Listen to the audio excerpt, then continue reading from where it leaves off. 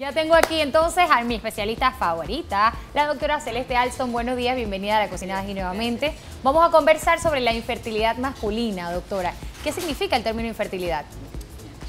Es muy importante definir eso primero, porque hay mucha gente que se desespera, que pues han pasado 3 meses o 6 meses y no podemos tener bebé. Realmente, como definición de pareja infértil, debe haber pasado por lo menos 1 año de tener actividad sexual normal sin utilizar ningún tipo de preservativos ni anticonceptivos. Luego de pasado 1 año, si no se concibe un bebé, entonces sí ya es recomendable buscar ayuda. La ayuda debe ser por ambos lados. Muchos pensamos pues que la mayoría del problema tiene que ver con la mujer, otros pensamos pues que es con el varón. Con el caballero. Ambos deben ser evaluados. Ambos deben ser evaluados. ¿Qué particularidades, ya que estamos pues, en el segmento de urología, qué particularidades se presentan en el caballero que lo impide pues fecundar a la mujer? La infertilidad que viene propiamente del varón, o sea que se llama factor masculino, es un 20%. Es un 20%. 20% okay. Se debe únicamente a varón. Ahora, que sea compartido entre los dos, va a un 30 a un 40%. Okay. Por eso, vuelvo y repito, debe evaluarse tanto el hombre como la mujer, porque si al final vemos, pues, realmente podríamos decir 50% hombre, 50% mujer. Entonces, en el varón, uno debe pensar varias cosas. O sea, ¿cómo se concibe un bebé o cómo tenemos los espermatozoides para poder fecundar? Uno, depende de 3 cosas.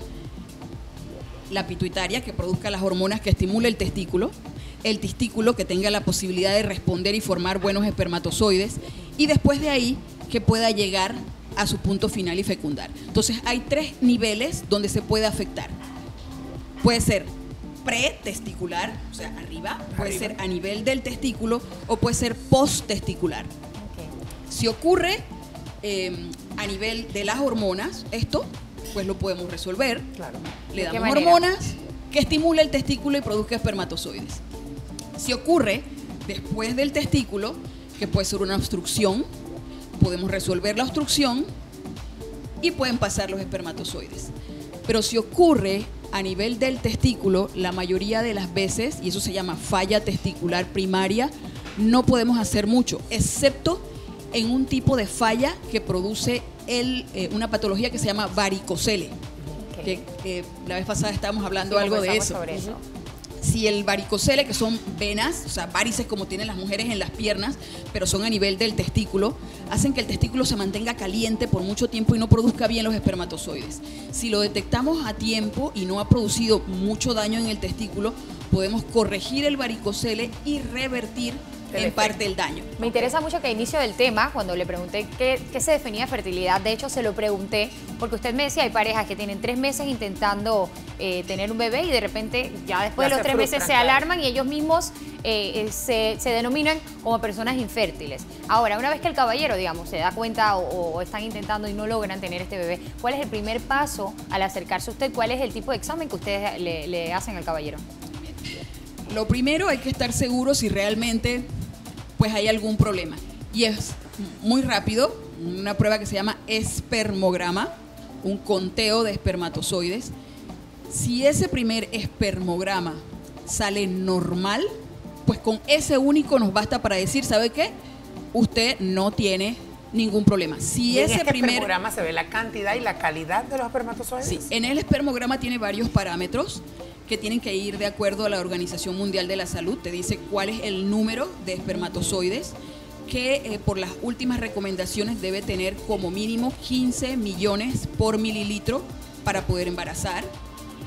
Te va a decir cuál es la motilidad, cuánto se mueve el espermatozoide, la forma del espermatozoide.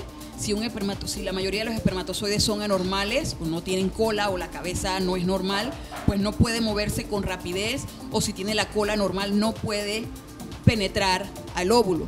Todos esos parámetros, todo eso aparece en el espermograma.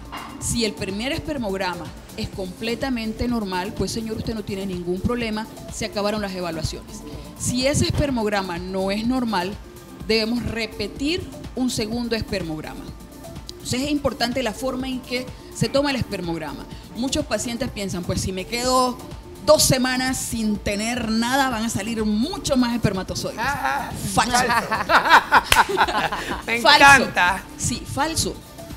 El recambio de los espermatozoides es cada 72 horas. Si usted se pasa 5, 6 días sin tener relaciones pensando en que voy a tener más espermatozoides en la muestra, pues va a tener más espermatozoides pero muertos. Entonces, sí, la muestra para un espermograma debe ser tomada al tercer día, máximo 4. ¿Okay? Esa muestra debe ser tomada no más de 1 hora para llevarla al laboratorio. Por eso muchos laboratorios recomiendan tomarla en el mismo laboratorio.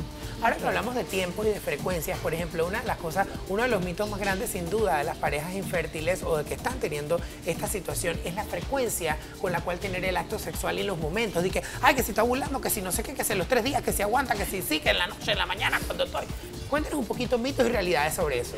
Sí, la verdad que hay muchos mitos con esto. Piensan de que no, que tiene que ser todos los días en la mañana cuando la como el testosterona conejo es quick, más como alta. decimos aquí.